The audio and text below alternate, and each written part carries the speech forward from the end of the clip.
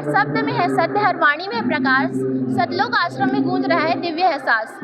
शुरू हुआ पावन पाठ, ज्ञान की गंगा बहेगी, जो सुन लेगा इसे उसकी नैया पार लगेगी। नमस्कार दर्शकों, स्वागत है आप सभी का ऐसे न्यूज़ चैनल में। हम अभी मौजूद है सतलोक आश्रम बैतूल में, और सतलोक आश्रम बैतूल के मुख्य हृदय स्थल में, जहां पाठ का प्रारंभ हो चुका है। और यहाँ पाठ के लिए माइयों के लिए अलग व्यवस्था की गई है, बहनों के लिए अलग व्यवस्था की गई है, और भाइयों के लिए भी अलग व्यवस्था की गई है। और यहाँ प्रणाम स्थल की भी व्यवस्था की गई है। जो भी श्रद्धालु यहाँ आते हैं अपने गुरुदेव को प्रणाम करते हैं। पाठ प्रारंभ की झलक हम आपको दिखाएंगे, और संत रामपाल जी महाराज जी की कुछ अनुयायी यहाँ पे जुड़ चुके हैं, उनसे जानकारी प्राप्त करेंगे इस पाठ के बारे में। नमस्कार मैम। सत साहिब जी। मैम, ये पाठ प्रारंभ की विधि क्या है? ये प्रारंभ होती है संतों की वाणी से, जो कि संत रामपाल जी महाराज जी के मुखारविंद से होता है, जो कि अभी आपने देखा होगा उस टाइप का प्रारंभ होता है। तो ये पाठ अभी हो रहा है या इससे पहले इस आश्रम में और हो चुका है? इससे पहले और भी साल में ये हमारे गुरुजी द्वारा 6 बार आयोजित किया जाता है अलग अलग माध्यमों से। जैसे कि अभी देख रहे हैं आप, संत गरीबदास जी महाराज जी के बोध दिवस के अवसर पे ये अखंड पाठ का आयोजन किया गया है। तो संत गरीबदास जी महाराज जी कौन है? संत गरीबदास जी महाराज जी जब 10 वर्ष के थे तब कबीर परमात्मा उसे जिंदा महात्मा के रूप में प्रकट होके मिले थे, उसको दीक्षा दिए थे। उसी के उपलक्ष्य में ये बोध दिवस मनाया जा रहा है। और ये पाठ किस संत का है?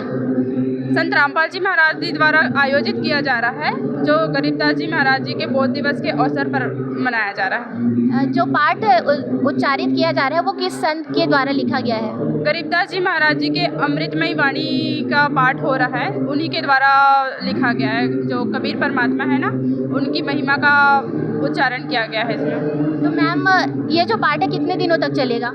ये अभी तो फिलहाल अभी प्रारंभ हुई है, वो लगातार अखंड है, इसलिए 3 दिनों तक रात में भी ये बंद नहीं होता है, जो कि अखंड इसी को माना जाता है, और लगातार 3 दिनों तक चलेगा।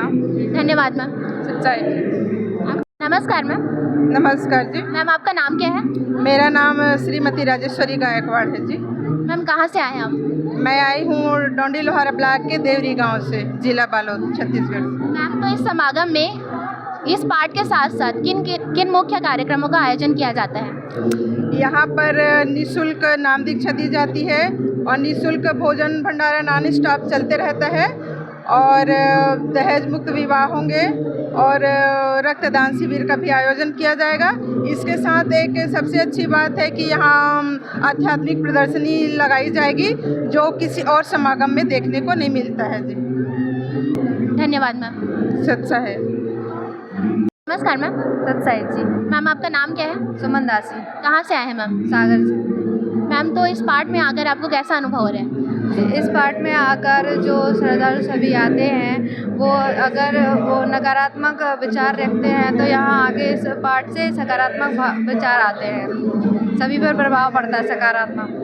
तो आपको कैसा अनुभव हुआ? यहाँ आके सभी का भक्तिमय माहौल रहता है, भक्ति भाव रहता है सभी के अंदर, कि परमात्मा के प्रति प्रेम भाव रहता है। ये सभी हमारे ऊपर ही प्रभाव पड़ते हैं परमात्मा की वाणी से।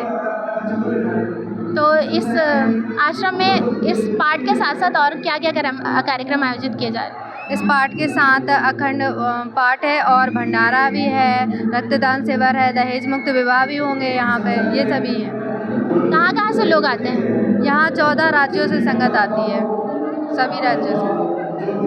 धन्यवाद। सत्साहिब। तो दर्शकों, लोग यहाँ बैतूल ही नहीं बल्कि अन्य राज्यों से भी आकर यहाँ सतलोक आश्रम में शामिल होते हैं समागमों में। और लोग यहाँ बैतूल ही नहीं बल्कि छत्तीसगढ़, मध्य प्रदेश, महाराष्ट्र, मध्य प्रदेश के अन्य जिलों से भी यहाँ पे मौजूद हैं, और महाराष्ट्र से भी आए हुए हैं।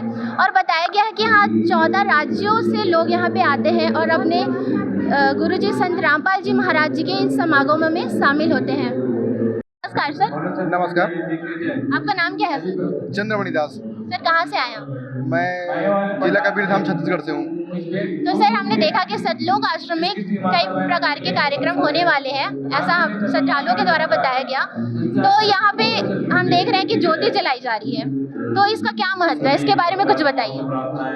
संत रामपाल जी महाराज जी ने 5 यज्ञ बताए हैं, 5 यज्ञ में एक यज्ञ है ज्योति यज्ञ। जैसे कि हम देखते हैं कि बाहर हम अगर देखें तो लकड़ियों के द्वारा जो है आहुति दी जाती है ना, और उससे क्या होता है कि पर्यावरण प्रदूषण होता है। तो हमारे संत रामा जी महाराज जी ने एक यज्ञ बताई है ज्योति यज्ञ।